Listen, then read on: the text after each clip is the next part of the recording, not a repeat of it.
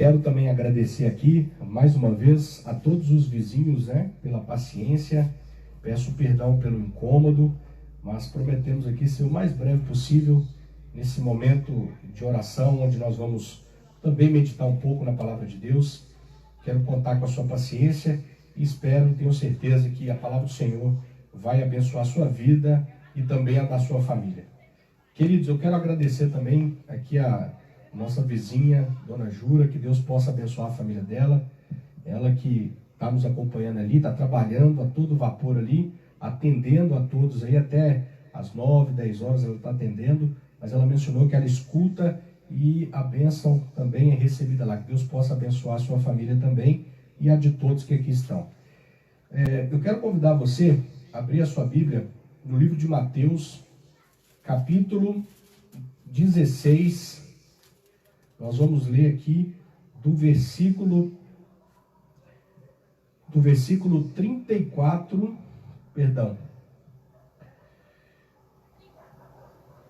do versículo 24 em diante. Mateus 16, a partir do versículo 24.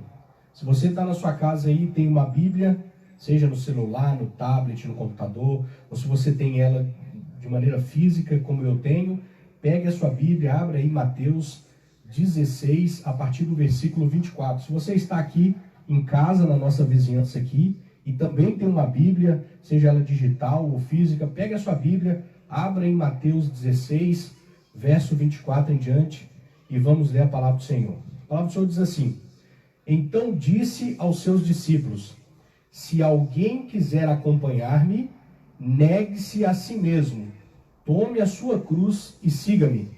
Pois quem quiser salvar a sua vida, a perderá. Mas quem perder a sua vida por minha causa, a encontrará.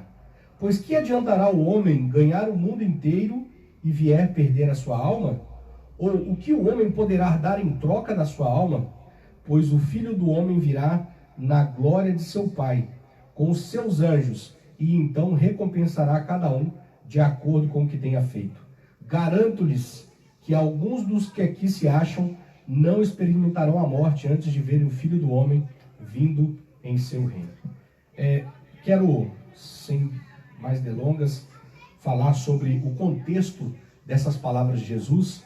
Jesus estava ali com os seus discípulos e foi um momento assim, um momento crucial no ministério de Jesus. Jesus começou a perceber que já se aproximava o momento em que ele teria que morrer na cruz do Calvário para salvar a humanidade.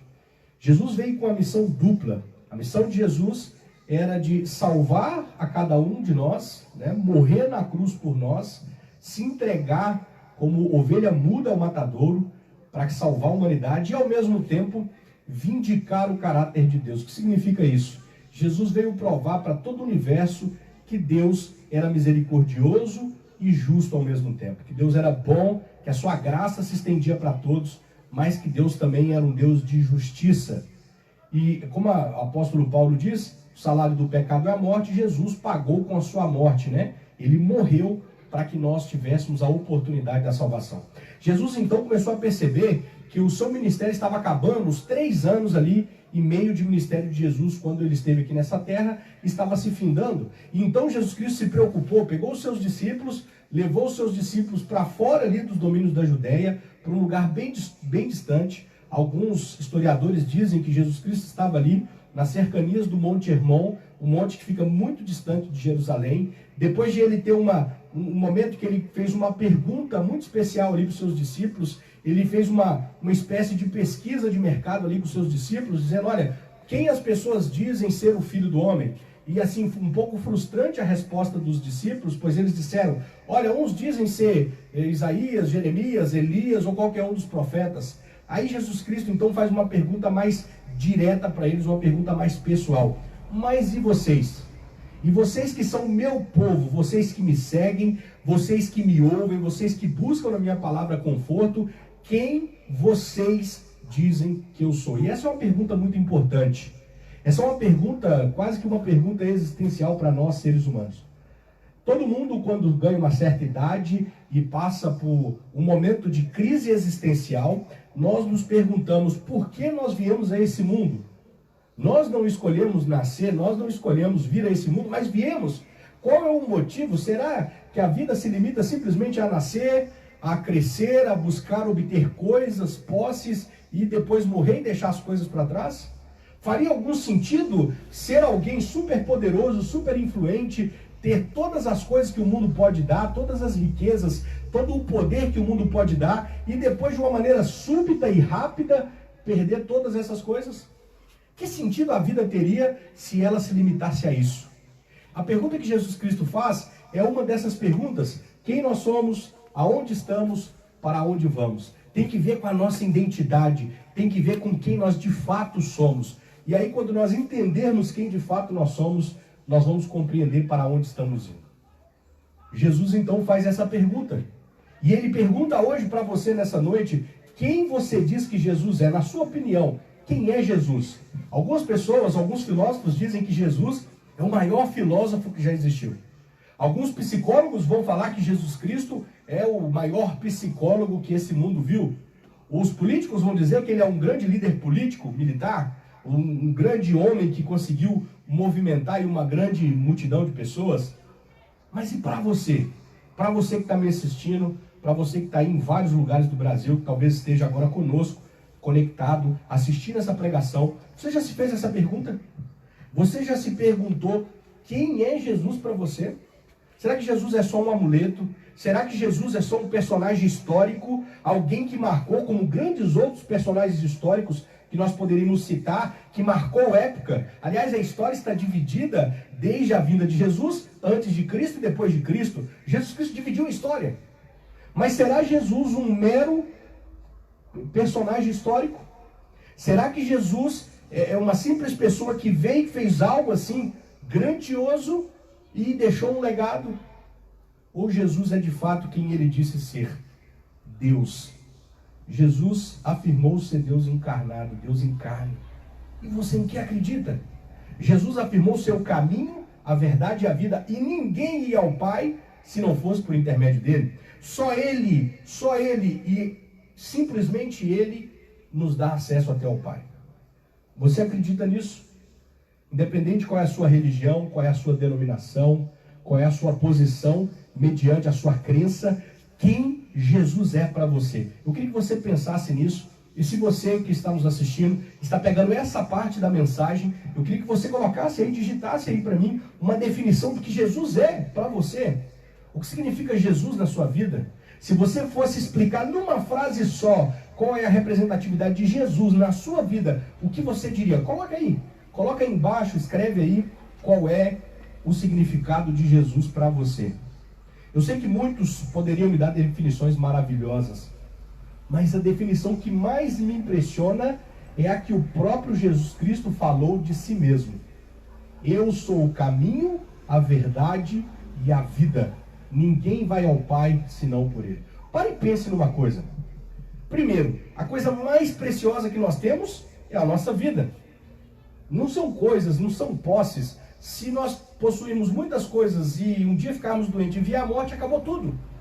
Então, o dom precioso que nós temos é a oportunidade de viver que Deus nos deu. Então, se você está aí na sua casa agora e está ouvindo o que eu estou dizendo, eu quero dizer para você que você é milionário. Talvez você esteja passando por alguma provação, alguma dificuldade, seja ela financeira, seja uma falta de emprego, porque nós vivemos num momento econômico instável, terrível, mas talvez você esteja preocupado com o futuro. Deixa eu te dizer uma coisa: você é alguém muito abençoado porque você tem o dom da vida. E enquanto há vida, há esperança. Quantas pessoas multimilionárias, pessoas poderosas hoje, nesse mesmo dia, silenciaram a sua vida de uma vez por todas? Perderam a sua vida. E eles dariam tudo o que eles tinham para viver nesse mundo como um miserável, mas poder mais uma vez encher o seu pulmão de ar e dizer: eu estou vivo. Mas eles não podem. Grandes homens poderosos que passaram nessa terra, homens que causaram medo, homens que arrancaram admiração, arrancaram o suspiro de outras pessoas, hoje descansam no pó da terra. E eles não têm o privilégio e a riqueza que nós temos, que é o fôlego de vida dado por Deus. Olha que privilégio. Olha que riqueza você e eu temos. Nós temos uma riqueza grandiosa. Deus nos deu mais um dia de vida. Louvado seja Deus! Eu gosto muito de uma palestra que vi recentemente, aliás, não foi recentemente, faz algum tempo, mas de um palestrante brasileiro, o nome dele é Daniel Godry, muito famoso, e ele diz o seguinte: nós temos todos os dias depositado na nossa conta 86.400 segundos, porque essa é a quantidade de segundos que nós temos num dia. Um dia de 24 horas, nós temos 86.400 segundos. E sabe de uma coisa? Nós recebemos essa quantia todos os dias e nós não damos conta de gastar tudo que recebemos. Nós recebemos o nosso tempo, que é precioso, que Deus nos dá, mas a gente não tem condições, porque vem a exaustão e nós acabamos dormindo, nós temos que dormir, temos as atividades ali do nosso dia a dia e a gente não consegue aproveitar com aquilo que a gente gostaria. Mas Deus nos presenteia todos os dias. E sabe, às vezes esses 86.400 segundos se passam e nós não gastamos um segundo sequer para agradecer a Deus por esse presente maravilhoso. Nós encontramos tempo para o trabalho, nós encontramos tempo para o lazer, nós encontramos tempo para as diversas formas de prazer e entretenimento, mas não conseguimos achar poucos segundos para parar tudo que estamos fazendo, para parar a nossa vida, para dedicar a Deus, para dedicar a nossa família, para dedicar a nossa saúde. Encontramos tempo e desculpa para tudo, mas não encontramos tempo para Deus. Temos tempo para os relacionamentos, temos tempo para os negócios, temos tempo para tudo, mas não temos tempo para Deus. Você já agradeceu hoje pela bênção que Deus te deu, que foi a sua vida? Você já fez isso hoje? Já parou para agradecer a Deus, falar: Senhor, muito obrigado, porque eu estou respirando esse ar maravilhoso e eu estou vivo. Obrigado por esse presente maravilhoso. A gente olha as notícias tristes, e não são notícias fáceis de recebê-las, porque centenas de pessoas estão morrendo agora no nosso país por conta desse vírus maldito, e é triste ouvir isso, é triste saber disso, mas eu não sei se você sabe, há pessoas morrendo, por exemplo, de câncer e parada cardíaca aos milhares, 10, 20 vezes a mais do que esse vírus. Eu não estou querendo minimizar a questão do coronavírus, mas estou dizendo que a morte nos assola há muito tempo, desde sempre, desde o Éden, desde que o pecado entrou no mundo, porque o salário do pecado é a morte. Milhares de pessoas morrem no trânsito. Para vocês terem ideia, a cada 40 segundos, isso é dados da OMS, Organização Mundial da Saúde, a cada 40 segundos uma pessoa se suicida no mundo por conta da depressão. E a gente não vê essa histeria toda. Problemas mentais, problemas relacionais, sentimentais. A mente da humanidade está doente, está adoecida, está enferma. Mas, amados, a mídia fez a gente olhar para um ponto só de toda a história. Mas Jesus Cristo diz o seguinte: eu sou o caminho, a verdade e a vida. Eu sou o caminho, a verdade e a vida. Muitos andam de um lado para o outro procurando um caminho. Muitos andam procurando uma solução para os seus problemas. Muitos andam procurando aí o que fazer da sua vida. E Jesus diz o seguinte: você quer saber para onde você vai? Essa é uma pergunta existencial sua. Eu sou o caminho. Jesus é o caminho. O único caminho que existe. Não é a placa da igreja A, a placa da igreja B, a religião A, a religião B. A verdade, o caminho e a vida é Jesus. E só Ele pode salvar. Só há salvação em Jesus Cristo. Só Jesus pode te dar aquilo que você procura e aquilo que você precisa. Ele é a vida. Essa vida maravilhosa que Ele tem oferecido para nós, que é a vida eterna. Uma vida cheia de paz, num lugar onde não vai haver corrupção, onde não vai haver pecado. É isso que Jesus tem oferecido para você? E, amados, depois de Jesus Cristo reunir os seus discípulos ali naquele contexto, Ele começa a dizer: olha, vocês precisam se preparar, porque logo, logo, eu precisarei cumprir o meu ministério, e eu vou morrer na cruz para salvar a humanidade. O apóstolo Pedro, e eu gosto muito das histórias e das experiências do apóstolo Pedro, porque eu entendo Pedro como uma representação perfeita do que é o ser humano. Cheio dos seus impulsos, cheio das suas paixões, com o coração e as suas emoções que oscilam, ora está extremamente motivado, ora está extremamente desanimado, ora crê, ora desacredita, ora tem fé, ora já não tem mais. Esse é Pedro, impetuoso, impulsivo e ao mesmo tempo alguém que está disposto a entregar a vida a Jesus e também a fugir quando vem a provação. Esse é o ser humano, esse sou eu. E esse é você. Despido das nossas capas, né? Despidos da nossa hipocrisia. Esse somos nós, de maneira revelada, nua e crua, diante da face de Deus. E Pedro então chega para Jesus e fala: Senhor, o Senhor não vai morrer porque eu não vou deixar. O Senhor não vai morrer. Eu estou aqui e se necessário for, eu vou dar a minha vida para que o Senhor não morra, porque eu não quero que o Senhor morra. O Senhor é o nosso mestre e o Senhor precisa continuar ensinando, o Senhor precisa continuar fazendo milagres. Então eu não vou permitir que o Senhor morra. Eu estou aqui. E Jesus então o repreende. Curioso que se você ler alguns versos antes da repreensão de Jesus para com Pedro, Jesus estava abençoando Pedro. Porque Pedro foi quem reconheceu Jesus como Cristo, Filho de Deus vivo. Na mesma conversa, no mesmo diálogo, no mesmo momento, Pedro olha para Jesus e fala: Tu és o Cristo, Tu és o escolhido, Tu és o Cordeiro de Deus, Tu és o nosso Salvador, a quem nós tanto esperávamos. E Jesus falou: Bem-aventurado é você, você é feliz, Simão, filho de João. Você é feliz, Pedro, sabe por quê? Porque Deus foi o Pai quem revelou para você quem eu sou. E logo em seguida Pedro estava dizendo para Jesus: Não, o Senhor não vai morrer, eu não vou deixar. O mesmo Jesus que abençoou Pedro olhou para Pedro e falou assim: Olha, você está repreendido. Você está repreendido. Não é você quem está falando isso é o diabo, e ele está repreendido. Note, a mesma boca que pode abençoar, ela pode também amaldiçoar. E nós podemos extrair uma lição grandiosa dessa experiência. Temos que tomar cuidado com o que falamos. Temos que permitir que somente Deus use a nossa boca. Da nossa boca devemos emanar vida, devemos falar bênçãos, falar coisas que edificam, coisas que engrandecem, coisas que enaltecem o nome de Deus e edificam as pessoas, coisa que aumenta a fé e a motivação das pessoas. Nós não devemos ser aqueles portadores de más notícias. Pelo contrário, Deus nos chama a ser portadores de boas novas. Precisamos olhar para o mundo com um novo olhar, um olhar de esperança, um olhar de fé, porque, gente, para falar de coisas ruins já tem muita gente. Para falar das coisas ruins que acontecem, para falar das tragédias, para falar dos problemas, para falar da morte, da enfermidade, já tem muita gente.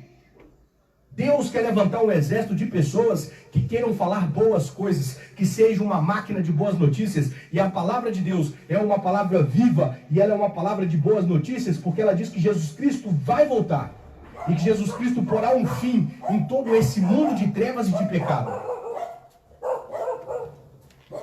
E entramos então no texto que lemos, depois daquele momento em que Jesus Cristo repreende Pedro. Jesus então olha para os seus discípulos, sabe aquele olhar profundo, aquele olhar olho no olho que penetra e vai dentro da nossa alma? Jesus Cristo então olha fito nos olhos dos seus discípulos e diz o seguinte: quem quer me seguir, toma a tua cruz e siga-me.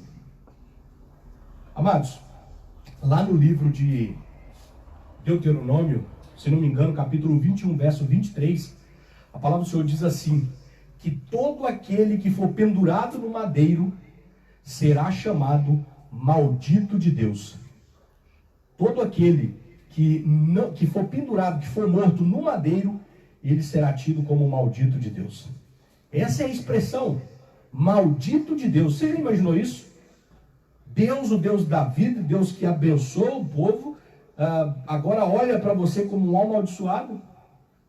Pois Jesus estava disposto a morrer na cruz, a ser pendurado no madeiro, com o propósito de te redimir. Jesus se fez maldição por mim e por você. Quando Jesus Cristo se sacrificou, quando ele se entregou para a morte, ele estava se tornando alguém amaldiçoado pelos nossos pecados, para que nós fôssemos abençoados pela glória e pela graça misericordiosa de Jesus. Foi isso que aconteceu. Então, Jesus, agora nesse contexto, havia acabado de dizer para os discípulos que ele ia morrer à morte de cruz. Isso para um judeu era algo que deixava eles ali, sabe, assustados. Eles ficaram horrorizados com aquelas palavras de Jesus. Mas Jesus então disse para eles: se vocês quiserem me seguir, vocês têm que assumir de maneira cabal, integral, o meu ministério. Tome a tua cruz e siga-me. Que é a cruz que nós precisamos carregar? Qual é a sua cruz? Qual é a minha cruz? Amados, a nossa cruz nesse mundo, ela é a nossa perseverança. Sabe por quê? Porque Jesus falou que nesse mundo nós teríamos muitas aflições.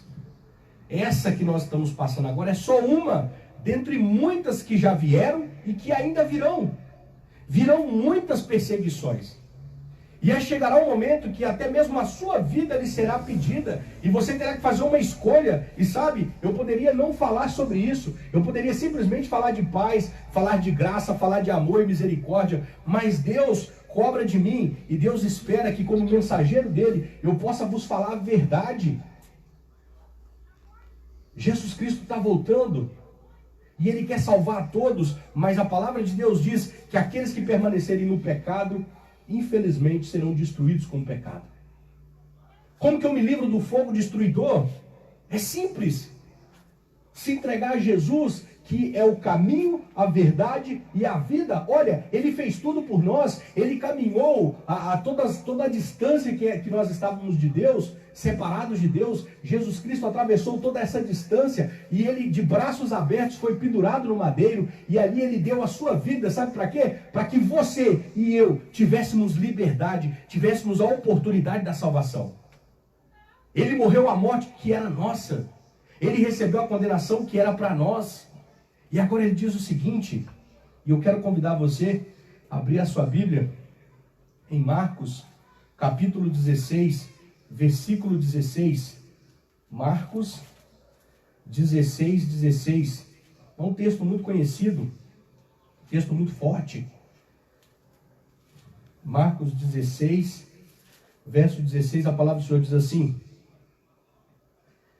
quem crer e for batizado será salvo. Quem não crer será condenado. Note que há uma condenação. E qual é a condenação? A condenação é a morte eterna. Porque o salário do pecado é morte. Mas Deus oferece gratuitamente a vida eterna. Olha o que o apóstolo Paulo nos diz em Romanos capítulo 6, versículo 23. Romanos capítulo 6, verso 23. A palavra do Senhor diz assim: pois o salário do pecado é a morte, mas o dom gratuito de Deus é a vida eterna em Cristo Jesus, o nosso Senhor. Se por um lado o salário do pecado é a morte, por outro, o dom gratuito de Deus é a vida eterna em Cristo Jesus, o nosso Senhor. Deus quer nos livrar da condenação da morte. Basta você crer. A coisa mais difícil que tem é crer, é acreditar. É difícil, não é fácil. Porque não é só com palavras, mas com ações.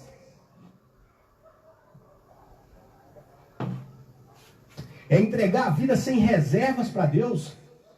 É deixar de seguir o caminho que seguia antes, que a minha vida, que o meu entendimento, que a minha forma de ver o mundo me levava, e agora me encontrar com Jesus, ouvir de Jesus o direcionamento e converter, mudar a direção, voltar na contramão do mundo, na contramão da maioria, contra a corrente. Mas é exatamente isso. No capítulo 5 de Romanos, no verso 12, a palavra de Deus diz assim: portanto, da mesma forma como entrou o pecado no mundo por um homem, e pelo pecado a morte, assim também a morte veio a todos os homens, porque todos pecaram. Todos nós estamos no mesmo barco.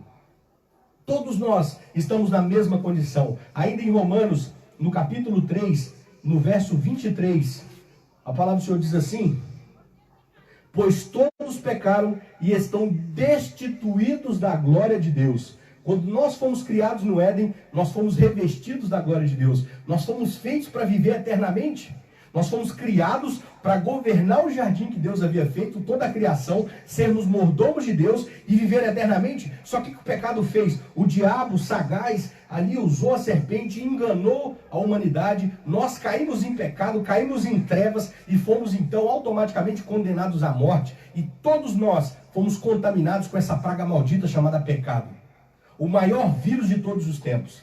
Esse que contamina a alma, que contamina o nosso ser, que contamina o nosso coração. E por isso o profeta Jeremias diz em Jeremias 17:9, enganoso é o coração mais do que todas as coisas e desesperadamente corrupto, porque o pecado corrompeu o coração do homem.